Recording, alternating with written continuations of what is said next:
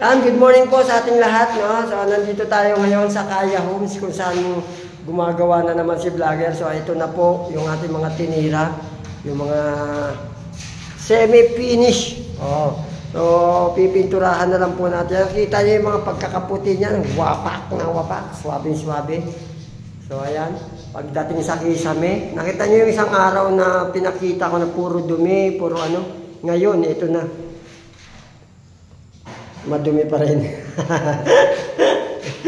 Pero ano na yan, kumbaga semi na yan, ano na siya semi-finish na siya, matatapos na. Yan po ang ginagawa ni vlogger na trabaho. Yan yung mga ano na yan, yan. Pagdating rin sa likod, ano to, pakita ko na rin. Yun. Yan po yung mga tinira ni vlogger.